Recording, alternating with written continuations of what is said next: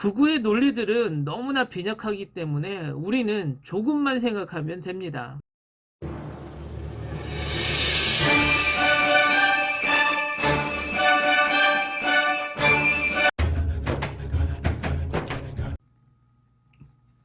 안녕하세요. 정치를 품격 있게 풀어드리는 정치클래스TV의 심상만입니다. 오늘은 요즘 MBC와 채널A에서 공방을 하고 있는 채널A 기자의 녹취록, 그 녹취록에 등장하는 유시민 이사장과 신라젠, 그리고 우리들 병원에 대해서 이야기를 해보겠습니다. 작년 한참 조국 장관 이슈가 있을 때 등장한 인물이 유시민 이사장과 방송인 김어준 씨입니다. 두 인물의 공통점은 보수들의 눈엣 가시 같은 진보 스피커입니다. 그 와중에 윤석열 검찰총장과 야당, 지금의 미래통합당과 보수 언론의 표적이 되는 것은 당연합니다. 만약에 영화를 제작할 때 잘 짜여지고 빈틈없는 시나리오를 가지고 영화를 만들면 대박을 칩니다. 영화 기생충 같은 작품이 대표적인 것이죠. 그렇지만 엉성하고 형편없는 시나리오를 가지고 영화를 찍는다면 당연히 쪽박을 차겠죠. 4.15 총선을 앞두고 엄청나게 많은 시나리오가 등장합니다. 그리고 4.15 총선이 끝나면 이 시나리오들은 폐기 처분됩니다. 요즘 극우들이 펼치는 시나리오는 크게 두 가지, 그리고 하나의 메모로 정리할 수 있습니다. 두 시나리오 중에 하나는 신라젠 사건과 또 하나는 우리들 병원 대출 사건입니다. 그리고 작은 메모와 가까운 세월호 텐트 사건이 있습니다. 먼저 신라젠 사건을 살펴볼까요? 신라젠 사건은 전형적인 투자 사기 사건으로 항암제 개발 관련해서 불법적 투자가 이루어졌고 그 속에서 많은 피해자가 나온 사건입니다.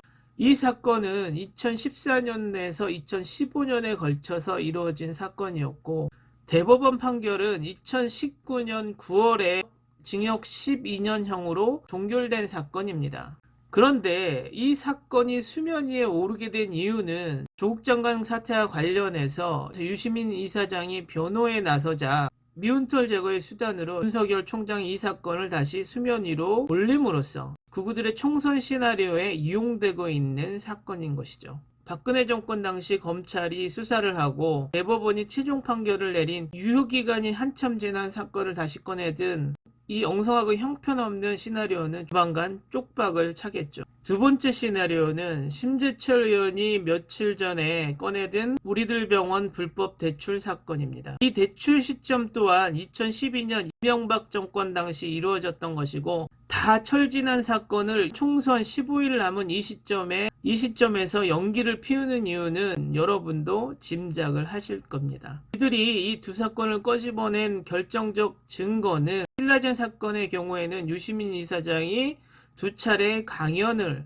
그것도 글쓰기 강연을 했다는 것이고 구속된 이철 대표가 노사모 회원이었다라는 것이 이들의 근거입니다. 그리고 우리들 병원 사건은 문재인 대통령과 친하다, 문재인 대통령과 관련이 있다, 이게 전부입니다. 이들의 시나리오가 완벽해지려면 이런 증거가 나와야 되겠죠. 유시민 이사장이 차명 계좌가 나왔다. 노사모 회원들이 불법 투자를 해서 대박이 났다. 문재인 대통령이 되고 나서 우리들 병원 대출이 이루어졌다. 우리들 병원 대출에 관여를 했다. 이런 시나리오가 있어야지 진정 대박 영화가 되는 게 아닌가요? 투자와 전혀 관련이 없는 글쓰기 강연 2번. 오히려 노사모 회원들이 피해를 보고 문재인 대통령이 전혀 힘이 없던 시절 2012년도에 은행에 압력을 넣어서 불법 대출을 하게 했다? 이 뭔 개소리야!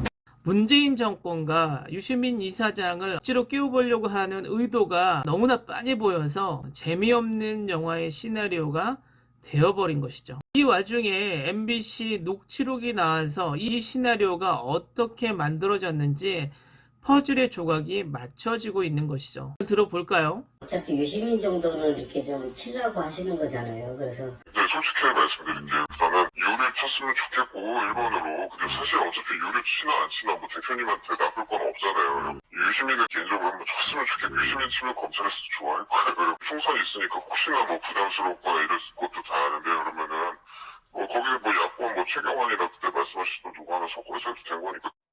네. 어떠신가요? 검언유착. 검찰을 등에 업은 언론이 검찰이 칼을 빌려서 가짜 시나리오를 만드는데 협조를 하지 않으면 검찰이 가만히 놔두지 않아 라고 협박을 하고 있습니다.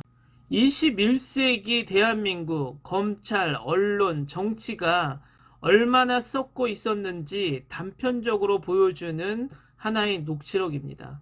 이런 시나리오는 정치나 유튜브 안에서도 계속되었고 계속되고 있죠. 미통당 문재인 대통령에게 지나치게 관심을 가지고 있는 곽상도 의원이 불체포 특권을 이용해서 그동안 수많은 문재인 대통령 가족을 공격하고 있죠. 유튜버 재준이는 김정숙 여사를 너무나 사랑한 나머지 과도한 관심을 계속 보여주고 있죠. 재준이가 요즘은 김호준 씨에게도 과도한 관심을 보여주기 시작합니다.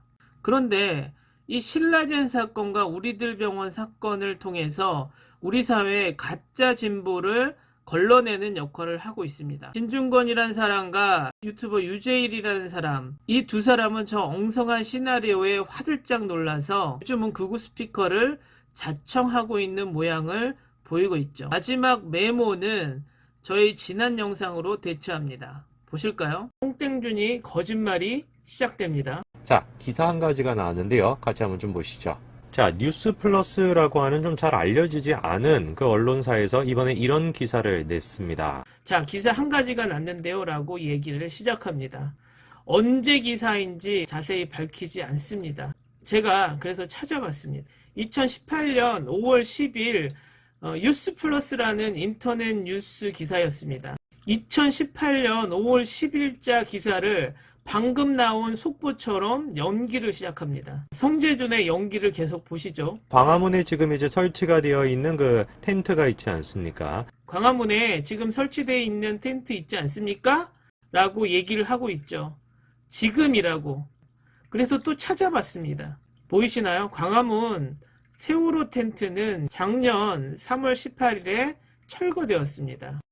이것도 거짓말이었습니다. 결과적으로 처음 시작하는 언제 어디서부터가 거짓말인 이 이야기를 아무런 사실 확인도 하지 않고 34만 구독자를 둔 유튜버가 책임감도 없이 그냥 내뱉고 있습니다. 2020년 4.15 총선에 동원되는 두 가지 시나리오와 한 가지 메모, 여러분들은 어떻게 생각하십니까? 극우들은 이 사건의 내용만 이야기하지 사건의 날짜와 결과는 전혀 이야기하지 않고 양념으로 누가 관련되었다라는 냄새만 풍기고 있습니다. 2012년 대출, 2015년 신라젠, 2018년 세월호 텐트, 그들이 얼마나 현재 2020년 4.15 총선에 자신이 없으면 정말 가장 저질스러운 가짜 네거티브를 하고 있겠습니까? 극우의 논리들은 너무나 빈약하기 때문에 우리는 조금만 생각하면 됩니다. 혹시 누군가 신라젠, 우리들 병원, 세월호 텐트 사건을 이야기하며 여러분의 귀를 더럽히려고 한다면 이 영상을 보여주세요. 오늘은 여기까지 하겠습니다. 오늘도 코로나19 꼭 극복합시다. 항상 시청해주셔서 고맙습니다.